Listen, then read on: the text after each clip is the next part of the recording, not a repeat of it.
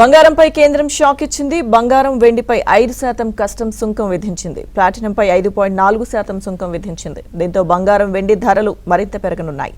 దిగుమతులను తగ్గించి current account deficit ను కట్టడి చేసేందుకే కేంద్రం ఈ నిర్ణయం తీసుకున్నట్లుగా ప్రభుత్వ వర్గాలు చెబుతున్నాయి. కాగా ఈ నిబంధనలను కఠినంగా అమలు చేయాలని కేంద్రం నిర్ణయించింది.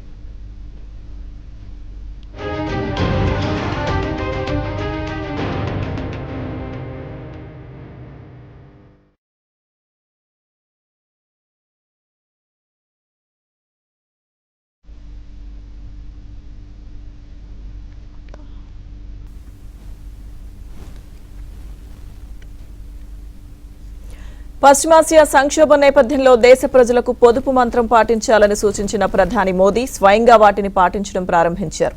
తన అధికారిక కాన్వాయ్లోని వాహనాల సంఖ్యను 50% తగ్గించాలని ఎస్బీజీకి ఆదేశించారు. అలాగే తన కాన్వాయ్లో ఎలక్ట్రిక్ వాహనాల వినియోగాన్ని పెంచాలని ఆదేశించారు. అయితే దీనికోసం కొత్తగా ఎలాంటి వాహనాలను కొనుగోలు చేయకూడదని స్పష్టం చేశారు. ప్రధాని భద్రతా ప్రోటోకాల్కు ఎలాంటి ఇబ్బందులు కలగకుండా చూసుకుంటూనే ఎస్పీజీ ఈ ఆదేశాలను అమలు చేయడం ప్రారంభించినట్టు తెలుస్తోంది.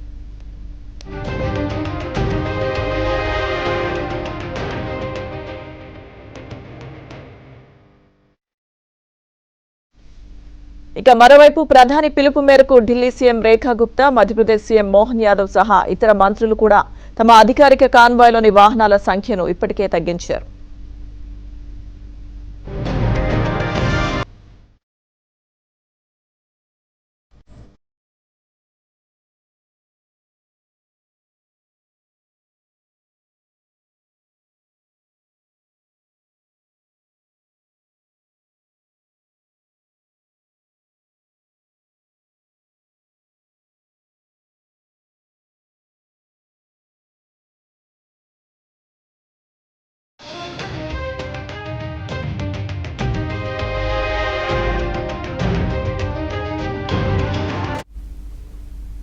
ఓవరాల్ ఇదే అంశాలకు సంబంధించిన పూర్తి సమాచారం మా ఢిల్లీ బ్యూరో చీఫ్ కృష్ణ మనకు అందిస్తారు. కృష్ణ,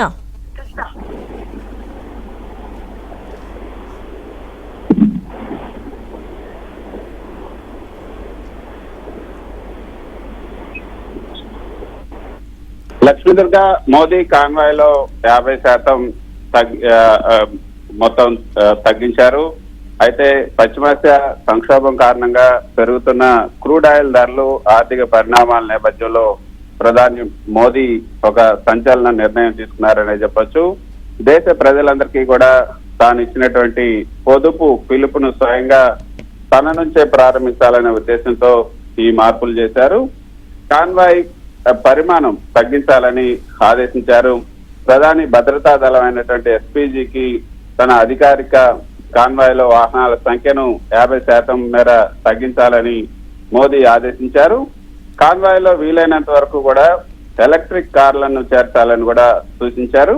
అయితే ఇందుకోసం కొత్తగా వాహనాలను కొనుగోలు చేసి అదనపు ఖర్చు చేయొద్దు, అందుబాటులో ఉన్నటువంటి వనరులనే ఉపయోగించాలని కూడా మోడీ ఈ సందర్భంగా స్పష్టం చేశారు. ఇప్పటికే గుజరాత్, అస్సాం పర్యటనలో ఈ కుదించినటువంటి కాన్వాయ్ ని ప్రయోగాత్మకంగా అమలు కూడా చేశారు. వాహనాల సంఖ్య తగ్గినప్పటికీ కూడా ఎస్పీజీ ఈ బ్లూ బుక్ ఏదైతే ఉందో ఆ బ్లూ బుక్ నిబంధనల ప్రకారం భద్రతలో ఎటువంటి రాజీ పడకుండా అధికారులు తగినటువంటి భద్రత కూడా కల్పిస్తూ ఉన్నారు. అయితే ఆదర్శప్రాయంగా అందరికీ నివారణ ఉద్దేశంతో మోదీ ఈ నిర్ణయం తీసుకున్నట్టుగా తెలుస్తుంది. హైదరాబాద్ సభలో మోదీ ప్రజలకు అనేక సూచనలు చేశారు. ఏడాది పాటు బంగారం కొనకండి, అనవసరమైనటువంటి ప్రయాణాలు తగ్గించండి, పెట్రోల్, డీజిల్ పొదుపు చేయండి అంటూ ఆయన ప్రజలకు చెప్పడమే కాకుండా తన సొంత ఖర్చులను, కాన్వాయ్ ఇంధనం ఇలాంటివి తగ్గించుకోవడం ద్వారా ప్రభుత్వం సీరియస్ గా ఉందన్న సంకేతం ఇచ్చారు. ఇరాన్ ఇజ్రాయెల్ యుద్ధం వల్ల అంతర్జాతీయంగా చమురు సరఫరాకు ఆటంకం కలిగే అవకాశం ఉంది. దేశీయంగా విదేశీ మారక ద్రవ్యం ఆదా చేయడం ఇప్పుడు అత్యవసరం. ప్రధాని నిర్ణయంతో ఇతర కేంద్ర మంత్రులు, రాష్ట్రాల ముఖ్యమంత్రులు, యూపీ, రాజస్థాన్, మధ్యప్రదేశ్ వంటి రాష్ట్రాలు కూడా ఇప్పటికే అనుసరిస్తున్నాయి. వాళ్ళు కూడా తమ కాన్వాయ్లో ఈ వాహనాల సంఖ్యను తగ్గించుకోవడం ప్రారంభించారు.